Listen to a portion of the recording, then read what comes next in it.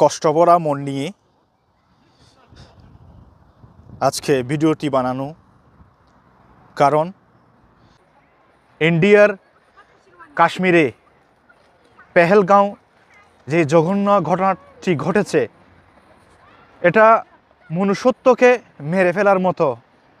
আমরা বারবার মানুষ হয়েও ভুলে যাই যে পৃথিবীতে দেশ, ধর্ম এগুলো আগে আসেনি।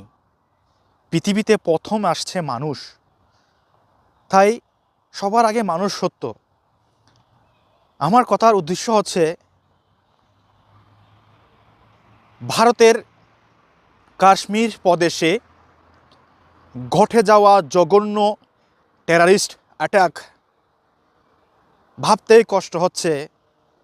কত নিরীহ মানুষদের নির্মমভাবে হত্যা করা হয়েছে। তার চেয়েও বড় কষ্ট হচ্ছে একজন নেভি অফিসার, যার নাম বিনয়, 14 এপ্রিল 2025-এ তার বিবাহ হয়েছে। তার ওয়াইফের মেহেদি রাঙানো হাতের সেই মেহেদির রং এখনও লাল। তার চোখের সামনে নববিবাহিত হাজব্যান্ডকে এই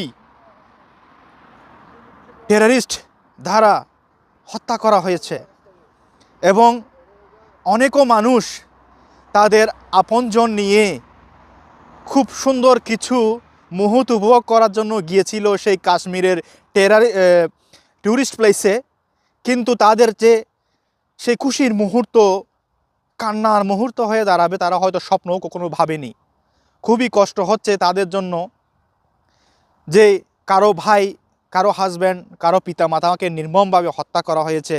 এবং তার চেয়েও জঘন্য কথা হচ্ছে, তাদেরকে ধর্ম জাতি জিজ্ঞেস করে করে ব্রাশ ফায়ার করা হয়েছে।